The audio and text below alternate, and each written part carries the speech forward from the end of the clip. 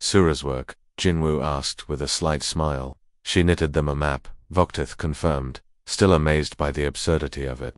Completely accurate, real-time tactical positions of their entire armada, delivered simultaneously to every ship in their fleet. The Andromedans had been preparing what they thought would be a surprise attack. They were confident in their advanced stealth technology and superior numbers. Then, suddenly, every ship in their massive invasion fleet received a beautifully knitted map showing exactly where every other ship was positioned, including several they didn't know about. The message was clear: "We see you, we know everything about your capabilities, and we're not impressed." The invasion was called off within hours. Jinwoo chuckled, that warm laugh that somehow made even former galactic tyrants feel like they were talking to an old friend. Grandma's subtle like that. What about the Vega sector situation? The Harvest Collective agreed to negotiations, Voktith reported. Minho convinced their central AI that assimilation was inefficient and taught it the benefits of voluntary cooperation. Last I heard, they're discussing opening fusion cuisine restaurants. This was perhaps even more remarkable than the Andromedan situation. The Harvest Collective was a machine intelligence that had spent centuries forcibly assimilating organic species, believing this was the most efficient way to organize biological resources. Minho, one of Jinwoo's colleagues, had somehow managed to demonstrate that voluntary cooperation actually produced better results than forced compliance. The AI had been so impressed by this revelation that it immediately began experimenting with collaborative projects. The restaurant idea had emerged when the AI discovered that different species' cuisines could be combined in ways that created entirely new flavors impossible to achieve through assimilation. Of course they are, Jinwoo said, shaking his head. With amusement. May I ask you something, Admiral? Shoot, Voktith replied, using the human expression he'd grown fond of. That first day, when everything started, why did the hegemony send you specifically, an accountant to face an accountant? Was a question Voktith had been expecting. Jinwoo had never asked directly, but he'd seen the curiosity in the human's eyes during their many conversations over the past 3 months. Jinwoo moved to the viewport, watching the stars wheel past as the ship traveled between systems on another diplomatic mission. You know what an accountant really does? He asked thoughtfully. We track everything, every transaction, every resource, every debt. We see patterns that others miss, and we make sure everything balances out properly. He turned to face the former hegemony officer, and for a moment Voktith glimpsed something ancient and profound. In the human's eyes, it wasn't threatening or intimidating. It was more like looking at someone who had seen the fundamental structure of reality and found it surprisingly manageable. The galaxy had a serious debt problem, Jinwoo continued. Too much taking, not enough giving. Too much fear, not enough trust. Too much conquest, not enough cooperation. We just balanced the books. It was such a simple way to describe what had happened, yet Voktith realized it was perfectly accurate. The hegemony had been taking from the galaxy for centuries without giving anything back. Species had been conquered, resources extracted, cultures destroyed. The universal balance sheet had been catastrophically out of order. The humans hadn't just defeated the hegemony militarily, they had restructured the entire galactic economy, not in terms of money, but in terms of relationships, cooperation, and mutual benefit.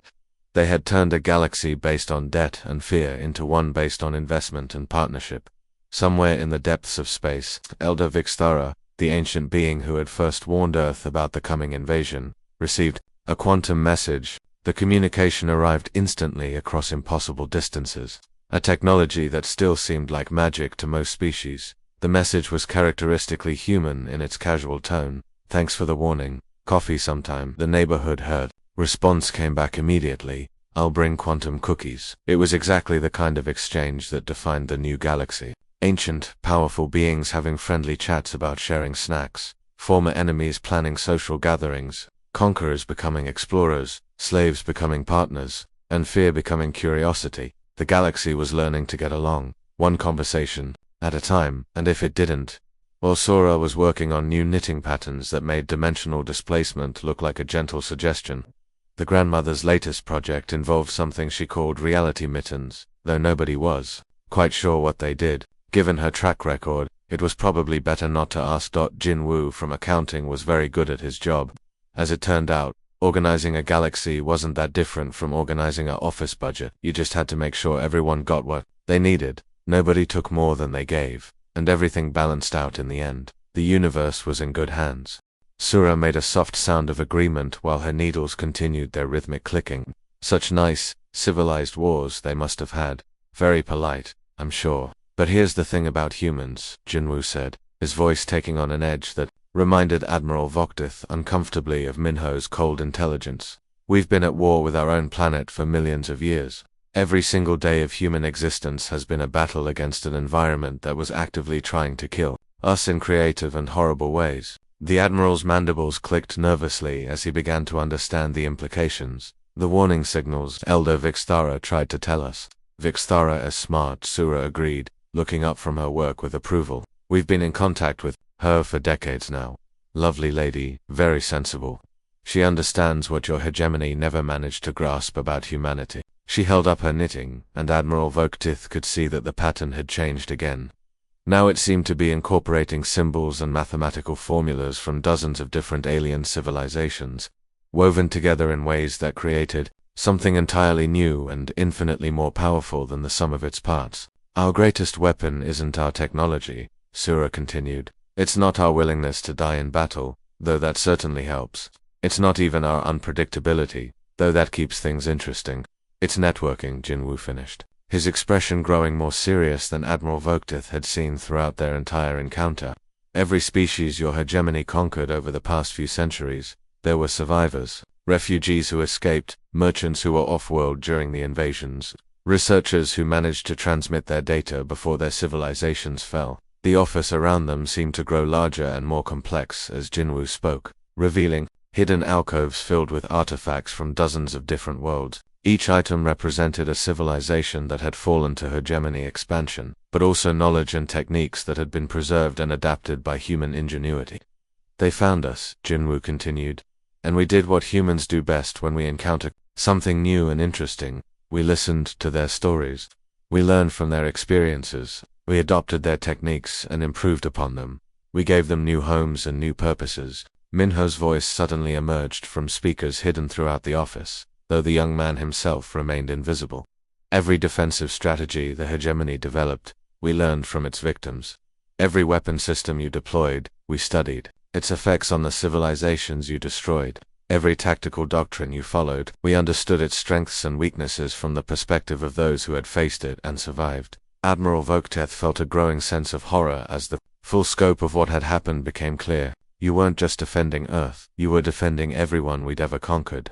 Now you're getting it, Jinwoo said with something that might have been approval. By the time your fleet arrived here, we weren't facing you as primitive humans, defending a single world. We were facing you as the combined military and technological might of every civilization you'd ever wronged, unified under human leadership and enhanced by human innovation. Sura's knitting needles clicked faster, and Admiral Vogtith noticed that the pattern she was creating now seemed to incorporate elements from the hegemony's own cultural symbols, somehow weaving them into the larger design in ways that made them part of something greater and more beautiful than they had ever been alone. So what do you want from us? Admiral Vogtith asked. Though he was beginning to suspect he already knew the answer, Jinwoo's expression became businesslike, the casual friendliness replaced by the focused attention of someone negotiating terms that would determine the fate of entire civilizations. Leave, go home, seriously reconsider your career choices. Take some time to think about whether galactic conquest is really the path you want to continue down. He paused, then added with a slight smile, but we're pragmatists, Admiral. The galaxy's a big place, and there are things out there that make your hegemony look like a neighborhood book club. We're not interested in destroying you. We're interested in making sure you become something better than what you are. The coffee machine beeped softly, indicating that a fresh pot had finished brewing. Somehow Admiral Vogtith found that small, domestic sound more terrifying than any weapon he had ever faced. Asterisk, asterisk. The new galaxy, asterisk, asterisk. 3 months had passed since everything changed. The universe looked completely different now. Where once there were massive war fleets ready to destroy planets, now there were ships exploring new worlds and making friends instead of enemies. It was like watching a neighborhood bully suddenly become the helpful kid who shares his lunch money. Admiral Vogtith stood on the bridge of what used to be his most feared warship. Now it served a purpose he never could have imagined. The ship that once struck terror into the hearts of countless species was now part of something Jinwoo simply called the Neighborhood Watch. It sounded so ordinary, so human, yet it represented the most extraordinary military alliance in galactic history. The bridge buzzed with activity, but it was different now. Where once only his own species worked in rigid military formation, now he saw humans chatting with Warthans about weekend plans. Former slaves worked side by side with their previous oppressors, sharing jokes and comparing family photos. Species that had been at war for centuries were now debating the best recipes for their homeworlds. The transformation hadn't happened overnight. Those first few weeks after the hegemony's surrender were chaos. Nobody knew what to do with themselves. Entire civilizations that had built their identity around conquest suddenly found themselves without purpose. Prison planets filled with political prisoners needed new governments. Trade routes that had been controlled by fear needed new management. But somehow, it was working. The humans had this strange way of making everyone feel included. They didn't try to become the new rulers. Instead, they acted like they were organizing the galaxy's biggest community project. They handed out assignments like they were planning a neighborhood barbecue, not restructuring galactic civilization. Vokdith remembered the early days when former hegemony officers would approach him, confused and angry. "Admiral," they would say, "what are our orders? Who do we serve now?" He had struggled to answer because he was just as confused as they were, but gradually, he began to understand what the humans were doing. They weren't conquering. They weren't even really leading in the traditional sense. They were organizing. They saw the galaxy like a giant, messy room that needed cleaning, and they were handing everyone a different section to tidy up. Some species were natural diplomats, so they handled negotiations. Others were excellent engineers, so they rebuilt damaged infrastructure. Still others were gifted teachers, so they helped former enemies learn to work together. The results were remarkable. Conquest fleets that had terrorized the galaxy for generations were now exploration vessels, discovering new worlds not to conquer them, but to invite them into the growing galactic community. Fortress worlds that had been designed to withstand sieges were converted into research stations where the greatest minds from dozens of species worked together on problems that had puzzled them for centuries. The most amazing part was watching former enemies work together. Vokdith had seen species that had been trying to exterminate each other for millennia suddenly finding common ground. Turns out, when you're not trying to kill someone, you often discover you have more in common than you thought. "Status report," came a familiar voice behind him. Jinwoo materialized beside him using technology that continued to make the galaxy's top scientists both weep with joy at its elegance and tear their hair out in frustration at their inability to understand it. Vokdith had grown accustomed to these sudden appearances, though they still made him jump occasionally. The human accountant had a way of showing up exactly when needed, as if he had some supernatural sense of timing. "The Andromedans pulled back," Vokdith reported with satisfaction. "They received your diplomatic package and postponed their invasion indefinitely. We've also accessed your navigational databases," Minho continued. "Very interesting defensive positions you have throughout the galaxy, detailed schematics of your fortress worlds, supply routes, and communication networks. It would be a real shame if someone accidentally shared those coordinates with your enemies." The Admiral's blood ran cold as the implications hit him like a physical blow. The hegemony's entire strategic advantage across the galaxy was built on the secrecy of their military installations. If that information fell into the wrong hands, it would mean the end of their empire. "Now, Sura interrupted, her voice carrying the gentle reproach of someone correcting a grandchild's poor behavior. "There's no need for threats, dear. We're all civilized beings here, aren't we?" She held up her knitting project, and Admiral Vokdith could see that what had appeared to be a simple sweater was actually something far more complex. The patterns weren't just decorative, they were functional, incorporating mathematical principles that his species' greatest scientists were only beginning to understand. "I've been working on some little gifts for your homeworlds," Sura said with the same tone she might use to discuss sending birthday presents to distant relatives. "Dimensional displacement scarves, mostly. Nothing too fancy, just a little something to show that we're thinking of you." Jinwoo checked his tablet and nodded to his grandmother. "They should be arriving right about now, actually. Our delivery network is pretty efficient." Across 17 different star systems, reality suddenly stuttered like a glitched video feed. On the hegemony's most heavily fortified worlds, military installations that had stood for centuries simply vanished from normal spacetime. For exactly 30 seconds, every defensive platform, every command center, and every strategic weapon existed in a parallel dimension where the fundamental laws of physics operated. According to different rules, gravity flowed upward instead of down. Time moved backward. Energy became matter, and matter became pure information. The installations remained physically intact, but their crews experienced 30 seconds of complete sensory chaos as their reality was temporarily rewritten by an elderly human woman's knitting project. Then, just as suddenly as it had begun, everything returned to normal. The installations reappeared exactly where they had been, completely undamaged but fundamentally changed. Every person who had experienced those 30 seconds would carry the memory for the rest of their lives, a constant reminder that their most secure locations were no more protected than soap bubbles in a storm. The message was unmistakably clear, delivered with the gentle efficiency of a grandmother's love. We can reach you anywhere, anytime, in ways you cannot predict or defend against. Admiral Vokatith stared at the screen where 3 humans sat in their basement, having just demonstrated capabilities that transcended everything his civilization understood about warfare, technology, and the fundamental nature of reality itself. The elderly woman had returned to her knitting, humming softly to herself as if she hadn't just rewritten the laws of physics across multiple star systems. The invasion was over before it had truly begun, ended not by superior firepower or military strategy, but by the casual application of technologies that treated the universe itself as nothing more than another craft project to be completed during an afternoon break. The real question now was not whether the hegemony could conquer Earth, but whether Earth would allow the hegemony to continue existing at all. The truth behind Earth's impossible defense. Admiral Vokatith's consciousness flickered like a dying light bulb, and when awareness returned, he found himself sitting in what appeared to be a completely ordinary office. Gone were the crystalline walls and floating holographic displays of his flagship's bridge. Instead, he was surrounded by simple wooden furniture, potted plants, and walls covered with certificates and family photos that seemed to belong to someone with a perfectly mundane life.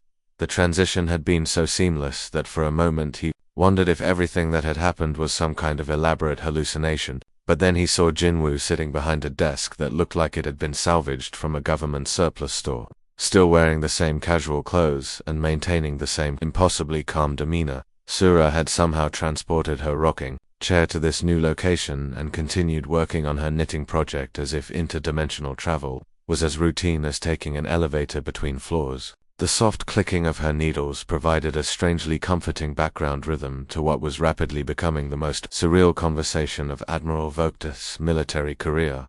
Minho was nowhere to be seen, but his presence could be felt in the subtle humming of electronic devices that lined the office walls. Screens flickered with data streams that moved too quickly for organic minds to process, and occasionally the Admiral caught glimpses of what appeared to be real-time surveillance feeds from across the galaxy. Coffee? Jinwoo asked, gesturing toward a sophisticated brewing machine that definitely hadn't been there moments earlier. The device looked expensive and well-maintained, completely at odds with the modest furnishings of the rest of the office. It's from Seattle. Well, it was originally from Seattle. Now it's technically sharing dimensional space with your flagship's mess hall. Don't worry, your crew can still use it. Admiral Vokatith stared at the coffee machine, trying to process the implications of what Jinwoo had just said so casually. The ability to manipulate matter across dimensional boundaries was theoretical technology that the hegemony's greatest scientists had deemed impossible for at least another 1,000 years of development. Or do you? He managed to ask,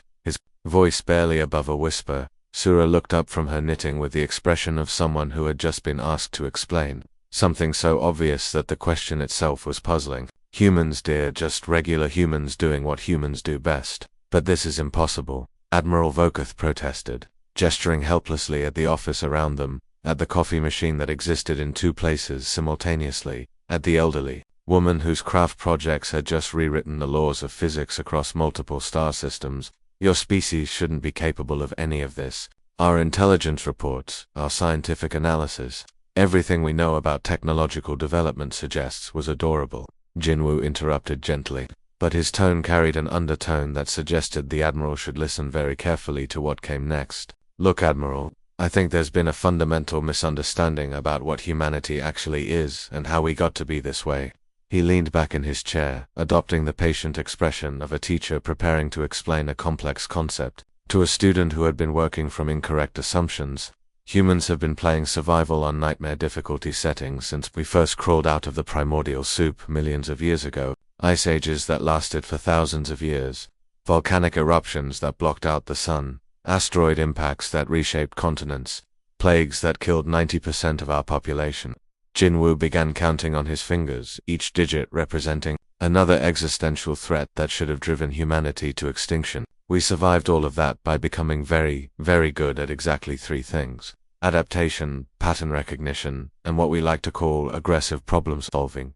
Admiral Vogtith found himself leaning forward despite his confusion and growing fear. There was something in Jinwoo's voice that suggested he was about to learn something that would fundamentally change his understanding of how the universe worked. Your hegemony built its entire expansion strategy around fear and overwhelming force, Jinwoo continued. That's a perfectly valid approach, and it works really well against civilizations that developed in peaceful environments. Species that evolved on garden worlds, where the biggest threats were other members of their own kind competing for resources. Oh, you know how it is, Jinwoo said with a shrug. Galaxy's a big place, lots of different species. Everyone's got their own ideas about expansion and conquest. We've had maybe a dozen different groups show up over the past few years. Most of them are pretty reasonable once we get talking. The bridge fell completely silent except for the soft humming of the ship's systems. This was unprecedented. The intelligence reports had indicated that humanity had never made contact with any alien species. Jinwoo seemed to sense their confusion. Anyway, we've got a proposition for you folks, a counter-offer if you will. But first I need to show you something. He held up what appeared to be a simple tablet device, the kind humans used for basic computing tasks. Now, I want you to understand that we're not trying to be threatening or anything. We're just really, really good at logistics. It's kind of our thing. Admiral Vogtith leaned forward in his command chair, his warrior instincts finally beginning to overcome his confusion. What are you talking about, human? Jinwoo's expression remained friendly, but something in his eyes suggested that he was far more serious than his casual demeanor indicated. Well, we've been watching your fleet since you dropped out of hyperspace. Pretty standard delta formation, very professional, very by the book. The problem is, we wrote that book. He tapped his tablet, and the screen displayed what appeared to be detailed schematics of the hegemony fleet formation, not just the basic positioning, but technical specifications that should have been classified at the highest levels of military security. See, the thing about humans is that we're really curious. When we detect something new, we don't just observe it, we study it, we analyze it, we figure out how it works and how to make it work better. Jinwoo's voice maintained its friendly tone, but the implications of his words were becoming increasingly clear. Admiral Vogtith's tactical officer was frantically checking his sensors, his voice tight with growing alarm. Sir, how could they have detailed scans of our formations?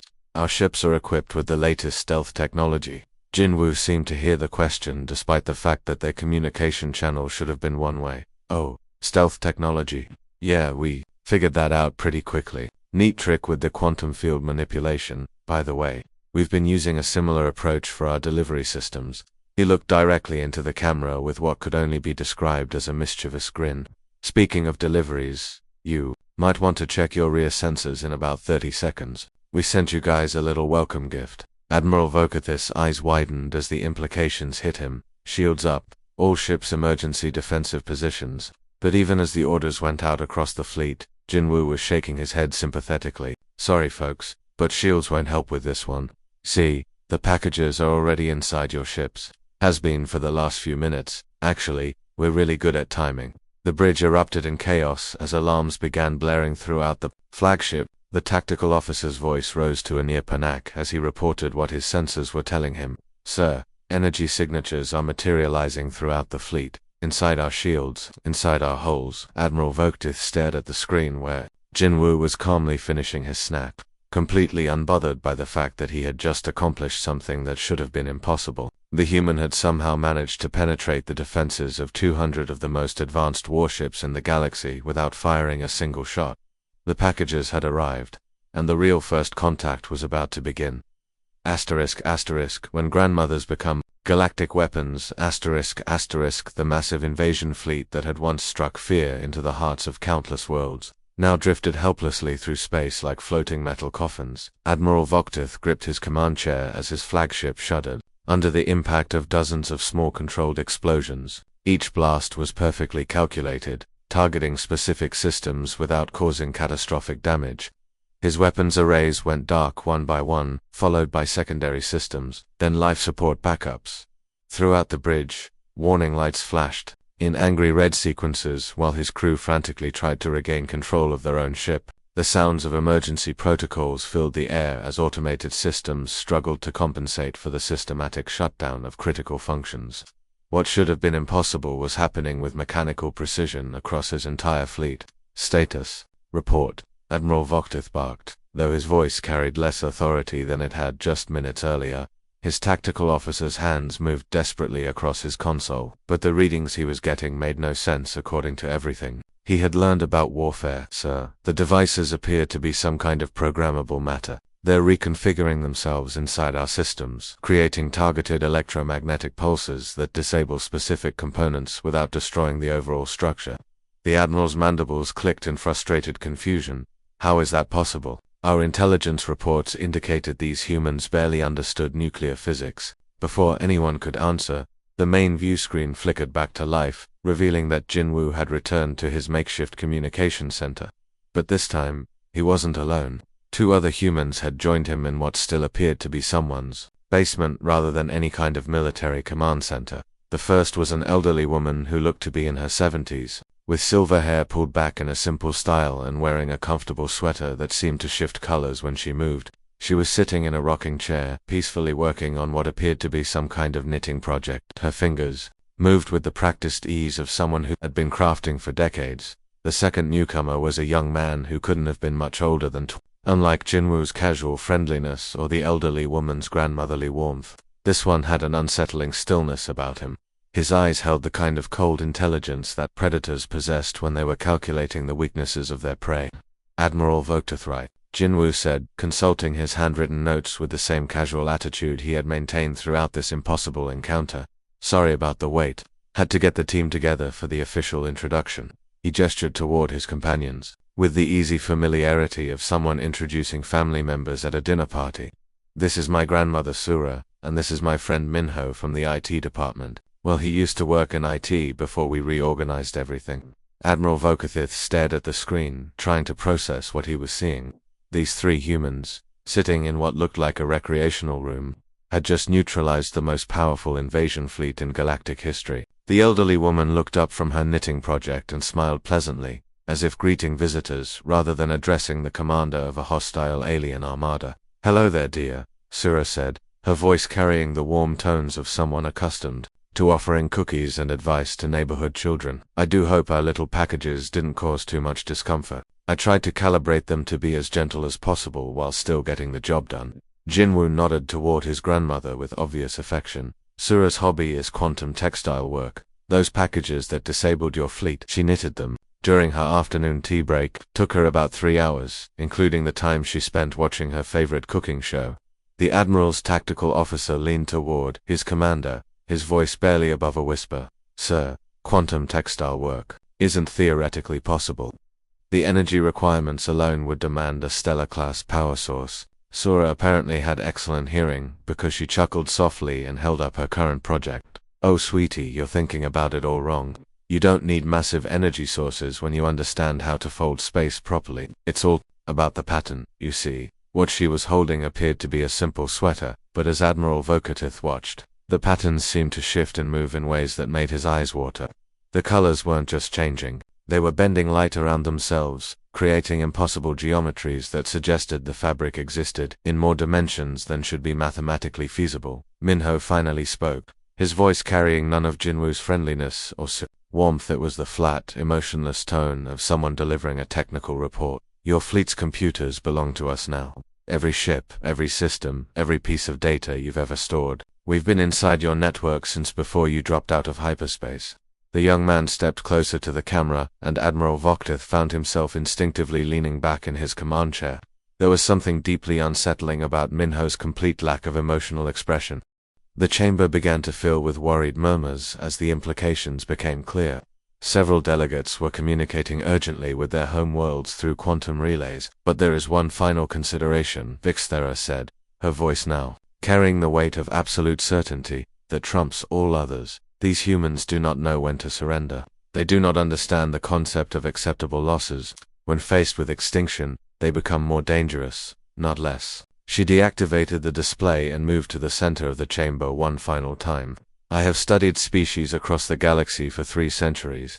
I have analyzed the behavior patterns of hundreds of different forms of intelligent life, and I can tell you with complete confidence that if we make contact with humanity before they are ready, if we attempt to conquer or control them while they still see us as a threat, they will find a way to destroy us all. The chamber erupted into chaos as delegates began arguing among themselves. Some supported the Elder's recommendation, others dismissed it as the fears of an aging xenobiologist. The debate raged for hours, with representatives of various factions, presenting evidence both for and against immediate contact with Earth, but deep beneath Earth's oceans, far from the site of any human technology, something that had been waiting for eons began to stir. The ancient presence had detected the alien surveillance, had analyzed the electromagnetic signatures of the watching ships. It had been preparing for this moment since before the first human had looked up at the stars and wondered what might be looking back. The cosmic game was about to begin, and humanity had already made the first move without even knowing they were playing. The warning had been received, processed, and filed away in databases that spanned multiple dimensions. Phase 1 of the ancient protocol was now complete, and Phase 2 was about to commence. The universe was about to discover what happened when someone tried to threaten the third planet from an unremarkable yellow star. The real question was not whether humanity would survive first contact with galactic civilization. The question was whether galactic civilization would survive first contact with humanity. Asterisk, asterisk. The most unexpected welcome in galactic history, asterisk, asterisk. The silence of space was shattered as 200 massive warships suddenly appeared in the darkness beyond Earth's moon. Each vessel stretched nearly 2 miles in length, their hulls bristling with weapons that could reduce entire planets to cosmic dust. This was Admiral Voktith's pride and joy, the largest invasion fleet ever assembled by the hegemony. It had taken 6 months to prepare after the Galactic Council had ultimately rejected Elder Vikstara's warnings about Earth. Admiral Voktith himself was an imposing figure, even by the standards of his warrior species. Standing nearly 8 feet tall, his insect-like body was covered in natural armor that had been enhanced with military implants. His 4 arms moved with mechanical precision as he reviewed the tactical displays surrounding his command chair. His mandibles clicked rhythmically, a sound his crew had learned to associate with their commander's confidence in victory. The bridge of his flagship was a marvel of military engineering. Holographic displays showed every angle of Earth's defenses, or rather, the complete lack thereof. Long-range scanners had detected primitive satellites and space stations, but nothing that could pose even the slightest threat to a single hegemony vessel, let alone an entire fleet. Status report, the Admiral commanded, his voice carrying the authority of someone who had never known defeat. His tactical officer, a younger member of his species whose armor still bore the bright markings of recent academy graduation, consulted his instruments with obvious excitement. This would be his first conquest, and the ease of it was almost disappointing. Sir, all ships report ready for orbital bombardment. Enemy defenses appear to be exactly as our scouts reported. Primitive chemical rockets and basic communication. Satellites, no energy shields detected anywhere on the planet. Admiral Voktith's mandibles clicked faster, the sound echoing through the bridge. Communications. Sir, we're detecting thousands of different radio frequencies coming from the planet. They appear to be broadcasting entertainment programs, news reports, and various forms of digital communication. Nothing that suggests they're aware of our presence. The Admiral settled back in his command chair, savoring what should be the final moments before another easy victory. The hegemony's expansion across the galaxy had been methodical and ruthless. Each new world they encountered followed the same pattern: initial shock, desperate resistance, inevitable surrender, and finally integration into the Empire. Earth would be no different. Open a channel to the planet, he ordered. Standard conquest. Protocol. Demand immediate surrender or face complete annihilation. The communications officer bent over his console, fingers dancing across controls that could reach across star systems. Channel open, sir. Broadcasting on all major frequencies. But before Admiral Voktith could begin his prepared speech about the futility of resistance, his communications officer suddenly straightened in surprise. Sir, we're receiving an incoming transmission from the planet. They're trying to contact us. The Admiral's mandibles stopped clicking entirely. In all his years of conquest, no primitive world had ever initiated contact during the invasion phase. They were usually too busy panicking or launching their pathetic defense fleets. Put it through, he ordered. curiosity overcoming his need to follow standard procedures. The main view screen flickered to life, and what appeared on it was so unexpected that several bridge officers actually gasped in surprise. Instead of a military command center or government building, the screen showed what appeared to be someone's basement. The walls were covered with posters showing strange human entertainment, and shelves lined with colorful objects that seemed to serve no practical purpose. Sitting in front of a simple desk was a human male who looked to be in his 30s. He was wearing casual clothing that suggested he had no official military or government position. Most surprisingly of all, he was eating what appeared to be some kind of snack food from a brightly colored bag. "Hey there, space friends," the human said with a cheerful wave, as if he were greeting neighbors rather than addressing an invasion fleet capable of destroying his entire world. "Welcome to Earth. Hope you had a good trip. I know interstellar travel can be pretty rough on the digestion." Admiral Voctus' forearms froze over his control panels. His tactical officer looked back and forth between the screen and his commander, clearly waiting for orders that weren't coming. The human on screen consulted what appeared to be handwritten notes scattered across his desk. "Oh right, introductions. I'm Jinwoo from accounting. Well, I used to work in accounting before all this got started. The government folks asked me to handle first contact since I've got the best webcam set up and I'm pretty good with customer service." The Admiral found his voice, though it came out as more of a confused growl than his usual commanding tone. You work in accounting." "Worked," Jinwoo corrected cheerfully, taking another bite of his snack. "Though honestly, dealing with alien invasions isn't that different from dealing with tax audits. Lots of paperwork, everyone's angry about something, and there's always someone threatening to destroy everything if they don't get their way." Several bridge officers exchanged glances. This was definitely not covered in their military training manuals. Jinwoo leaned back in his chair and gestured casually toward his notes. "So here's the thing, and I hope you guys don't take this the wrong way. We know you're here to conquer us. It's written all over your fleet formation, your weapon configurations, and honestly, your whole vibe screams military invasion. Don't worry though, this happens more often than you'd think." Admiral Voctus' mandibles began clicking again, but slower and more uncertain. "What do you mean? This happens more often than we'd think?" The hidden danger of Earth, the massive council chamber stretched across what seemed like miles of polished crystal floors. Representatives from dozens of alien worlds sat in their specially designed seats, each adapted for their unique biology. Some floated in liquid-filled spheres, others perched on heated metal platforms, and a few hung suspended from the ceiling by their own silk-like threads. This was the Galactic Council, the governing body that had maintained peace across the galaxy for over 1,000 years. At the center of it all stood Elder Vix, her 8 tentacles quivering in a way that sent ripples of unease through the assembled delegates. She was old, even by the standards of her long-lived species.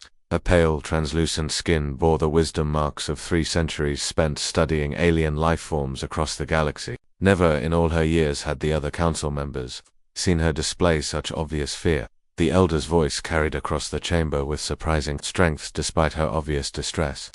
"Honored delegates, I stand before you today with an urgent recommendation. We must immediately classify the Sol system as a forbidden zone. The 3rd planet from their star, the one the inhabitants call Earth, represents a threat unlike anything we have encountered in our recorded history." A wave of surprised murmurs swept through the chamber.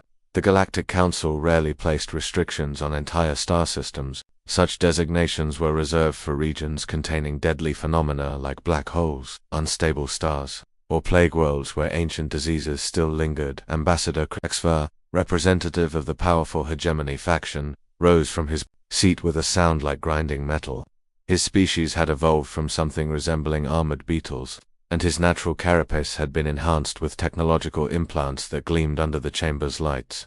His laugh was a harsh, mechanical sound that echoed off the crystal walls. "Respected Elder," he said, his voice carrying the confidence of someone accustomed to easy victories. "Our long-range scouts have been monitoring this system for several rotations. Their reports are quite clear. The dominant species on this world are primitives. They still use chemical explosives in their conflicts. They burn fossil fuels for energy. They have barely begun to explore their own solar system, let alone pose any threat to civilized worlds." Other delegates began nodding in agreement.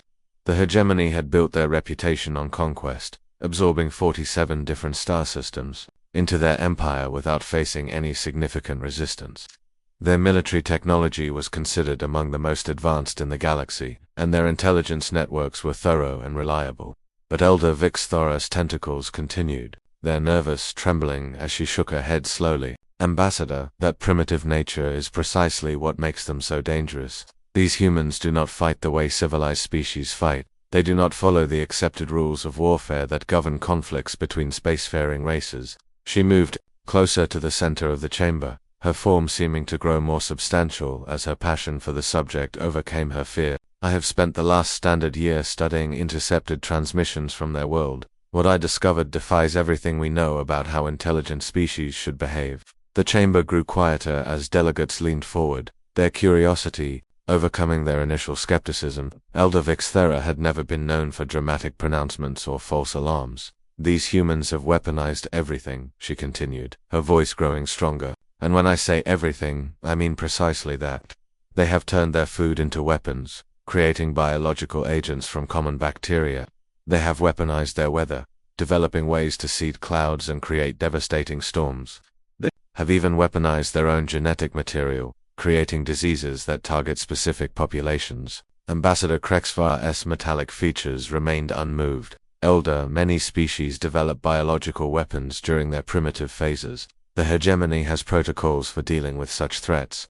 But do your protocols account for a species that weaponizes sound? Vixthera asked. They have developed acoustic weapons that can shatter bone and disrupt neural functions. Do they account for a species that has learned to weaponize light itself, creating coherent energy beams that can cut through virtually any material? The chamber was completely silent now. Even the ambient sounds of the various life support systems seemed muted. And perhaps most disturbing of all, the Elder continued, they have weaponized their own death. They regularly sacrifice themselves in combat, often taking large numbers of enemies with them. They celebrate such behavior. They build monuments to honor those who die in battle. They teach their children that dying for a cause is the highest form of honor. A delegate from the Peaceful Harmony Collective spoke up, her melodious voice carrying notes of confusion. But surely, Elder, such behavior would lead to their extinction. No species can survive if its members regularly choose death over survival. Vixthera's tentacles writhed in what those familiar with her species recognized as profound unease. That is what makes them so unpredictable. Harmonist.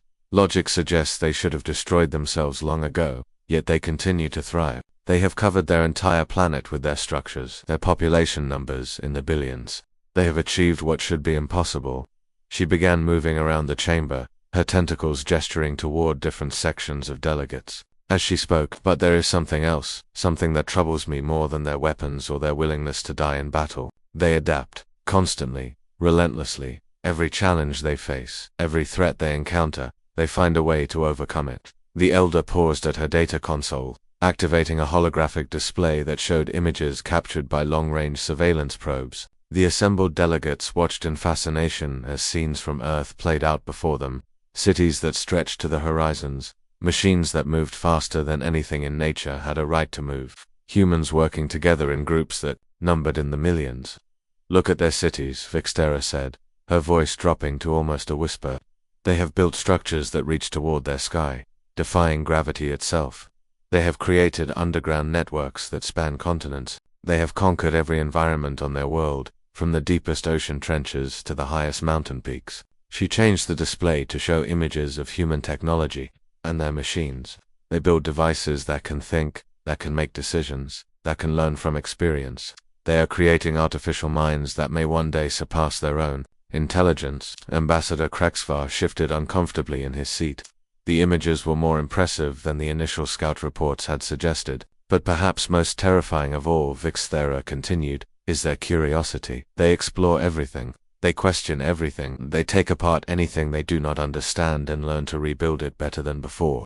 Give them a piece of our technology, and within a generation they will have not only understood it but improved upon it. The holographic display shifted again, this time showing archived footage of human conflicts throughout their history. The delegates watched in growing unease as they saw the rapid evolution of human warfare from simple clubs and stones to weapons of unimaginable destruction. Observe their progression, the Elder said. In the span of just a few thousand years, they went from fighting with sharpened sticks to creating weapons that can destroy entire cities in an instant, and they continue to innovate. Every conflict teaches them new ways to kill more efficiently. A young delegate from the recently contacted Zephyr system spoke up nervously. But Elder, surely their primitive nature works in our favor. Our shields and armor are designed to withstand energy weapons and exotic matter projectiles. What could their chemical explosives possibly do against our defenses? Vixthar's laugh was bitter and frightening. Young delegate, you make the same mistake that 47 worlds made before they fell to powers they thought were beneath them. You assume that because something is primitive, it is ineffective. She manipulated the display controls, bringing up technical specifications that made several delegates gasp in surprise. Their chemical explosives may be primitive, but they are devastatingly effective. Some of their weapons can level entire mountain ranges. Others can contaminate areas for thousands of years, and they continue to develop new variants at an alarming pace.